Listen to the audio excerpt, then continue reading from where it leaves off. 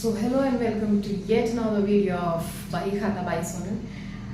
आज class 12 accountancy की बात करेंगे। ठीक है, बहुत टाइम हो गया, हम एडमिशन कब का ख़त्म कर चुके हैं।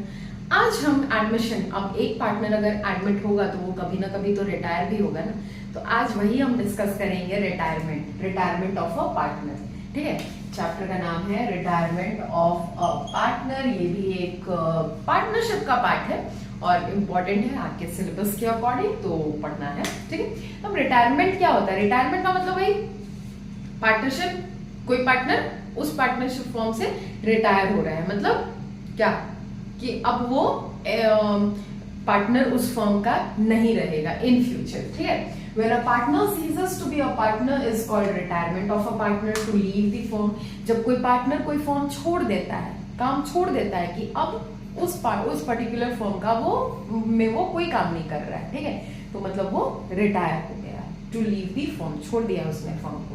सच partner is known as retiring partner. और जो पार्टनर कोई फर्म छोड़ देता है वो पार्टनर क्या कहलाता है? रिटायरिंग पार्टनर कहलाता है। ठीक है, नाउ और पार्टनर रिटायर्स ईदर। अब पार्टनर रिटायर क्यों होते हैं, रीजन कैसे होते हैं? ठीक है, तो पहला रीजन तो है with the consent of all the partners. अगर सारे पार्टनर्स जितने हैं, ऑल अदर पार्टनर्स चाहते हैं कि ये एक बंदा जो पर्टिकुलर पार्टनर है बिजनेस का वो अब कंटिन्यू ना करे, अब सब अगर उसी चीज में अग्री हैं तो फिर इसको तो पार्टनरशिप छोड़ना पड़ेगा। ठीक है, एक रीजन, फर्स्ट रीजन वो हो गया। Second reason, as per terms of agreement. Agreement में अगर मेंशन किया हुआ है कि किसी एक पार्टनर का 2 साल का टेन्योर था, 2 साल तक या फिर कोई पर्टिकुलर प्रोजेक्ट तक हुई वो पार्टनर था, जहां प्रोजेक्ट खत्म हुआ, जहां वो अग्रीमेंट खत्म हुआ, पार्टनरशिप भी खत्म। ठीक है, where the partnership is at will मतलब मर्जी से। ठीक है, पार्टनरशिप बनाया गया है सबकी मर्जी से।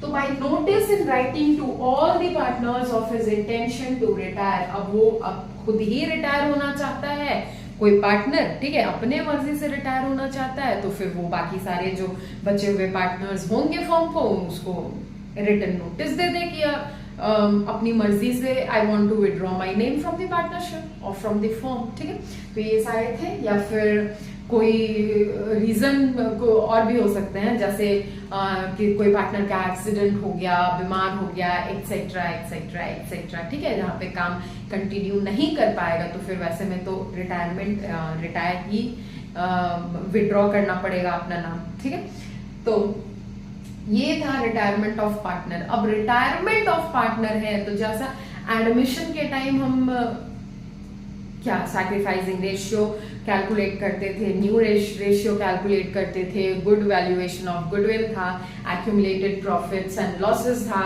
बहुत सारे अकाउंट्स बनाते थे, तो वैसे ही इसमें भी हम बहुत सारा चीज कैलकुलेट करेंगे। बहुत सारे कैलकुलेशंस हैं, अकाउंट्स है, रिवैल्यूएशन अकाउंट, तो उस पे भी आते हैं कौन कौन सा चीज कैलकुलेशन करना होगा, कौन से अकाउंट्स बनाने होंगे। ठीक है, इसको आप कॉपी कर लो जल्दी। अब देखो यहाँ पे मान के चलो कि ये लाइक जस्ट इमेजिन, ठीक है, ये A B and C 3 partner थे किसी फर्म के। ठीक है, इनका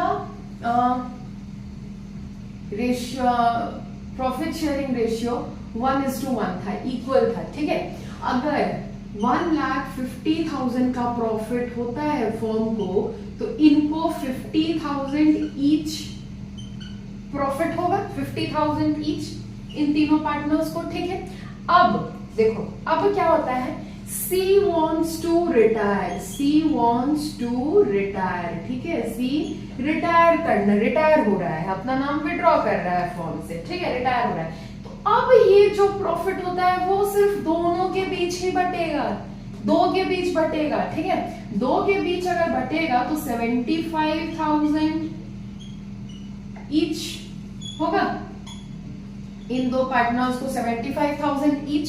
ठीक है, तो अब क्या, पहले होता था 50,000 का प्रॉफिट होता था ईच पार्टनर को, क्योंकि C wants to withdraw his name from the partnership, तो अब क्या होगा, रिमेनिंग पार्टनर्स को और ज्यादा प्रॉफिट होगा, जहां 50,000 होता था अब 75,000 होने लगा। ठीक है, तो क्या कर रहे हैं ये दोनों पार्टनर, इसके रिटायर होने से ये दोनों क्या कर रहे हैं, गेन कर रहे हैं। ठीक है, एक पार्टनर के रिटायर होने से जो रिमेनिंग पार्टनर होता है वो गेन करता है।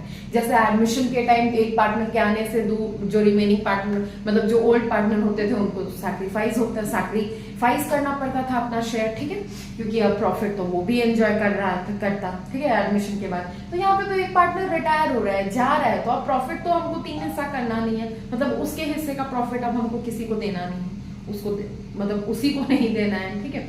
यहाँ पे जो भी प्रॉफिट होगा रिमेनिंग पार्टनर्स में बटेगा। तो यहाँ पे सबसे पहले हम क्या कैलकुलेट करेंगे, gaining ratio and new profit sharing ratio, ठीक है। सबसे पहला ट्रीटमेंट हमारा क्या होगा, गेनिंग रेशियो कैलकुलेट करना और new profit sharing ratio calculate करना रिमेनिंग पार्टनर्स का, ठीक है। एक के जाने से जो रिमेनिंग पार्टनर्स है उनको कितना गेन हुआ, और गेन हुआ, ठीक है, तो फिर अब न्यू रेशियो भी तो होगा, ठीक है। नाउ फिर सेकेंड हमारा होगा ट्रीटमेंट ऑफ गुडविल, क्या, ट्रीटमेंट ऑफ गुडविल, ठीक है। देन थर्ड हमारा होगा रिवैल्यूएशन अकाउंट, ठीक है। नाउ फोर्थ हमारा होगा treatment of reserves and accumulated profits and losses, and fifth होगा हमारा एडजस्टमेंट ऑफ कैपिटल, ठीक है, एडजस्टमेंट ऑफ कैपिटल। एक पार्टनर जा रहा है तो कैपिटल भी तो इफेक्ट होगा, कम ज्यादा होगा, ठीक है। तो हमारा लास्ट क्या होगा, एडजस्टमेंट ऑफ कैपिटल। तो इस चैप्टर में हमको ये 5 टॉपिक्स पढ़ने हैं। कौन कौन से, सबसे पहला gaining ratio and new profit sharing ratio, second treatment of goodwill, revaluation account बनाएंगे, ठीक है, treatment of reserves and accumulated profits and losses, and last adjustment of capital, ठीक है। पार्टनर्स कैपिटल भी बन सकता है क्वेश्चन अगर पूछा तो वो तो हमको पहले से पता है पार्टनर्स कैपिटल कैसे बनता है, यहाँ पे सिर्फ रिविजन होगा हमारा, ठीक है।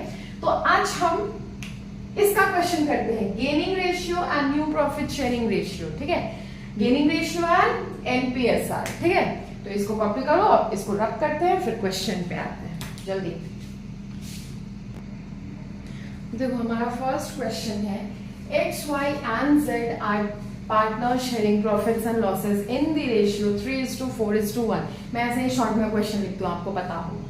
Z retires from the firm, calculate new ratio and gaining ratio of X and Y, ठीक है। Z रिटायर हो रहा है तो हमको न्यू रेशियो और गेनिंग रेशियो कैलकुलेट करना है।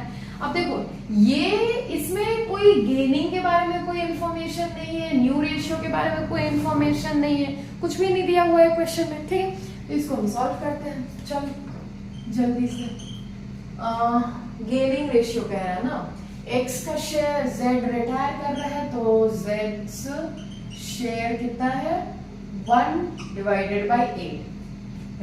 तो गेन कौन कौन करेंगे, एक्स और वाई करेंगे, तो एक्स और वाई का रेशियो कितना हो जाएगा 3:4। तो फिर चलो एक्सेस गेन, जेड के जाने से एक्स को कितना गेन होगा इनटू उसका शेयर कितना है एक्स का 3/7, 3/56, 8 7 का 56, हाँ 56 होता है, ठीक है ना।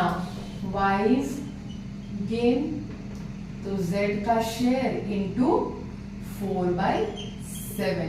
अब गेन हम ऐसे निकाल रहे हैं क्योंकि देखो गेन जो x जा रहा है, जो जा रहा है पार्टनर, उसका 3/7 हिस्सा ही x गेन करेगा, ठीक है। जो जा रहा है पार्टनर z जा रहा है तो z का 4/7 हिस्सा ही गेन करेगा y, ठीक है, इसीलिए इनटू करके कैलकुलेट कर रहा है। नाउ 4/56, तो गेनिंग रेशियो कितना हो गया, गेनिंग रेशियो इक्वल टू 3:4, ठीक है। नाउ न्यू रेशियो कैलकुलेट करते हैं, तो न्यू रेशियो भी तो किसका, रिमेनिंग पार्टनर्स का ही कैलकुलेट करेंगे ना। तो रिमेनिंग पार्टनर्स कौन है, ये दोनों है x एंड y। तो x इज न्यू शेयर, इसका फॉर्मूला हो जाएगा old share plus new share.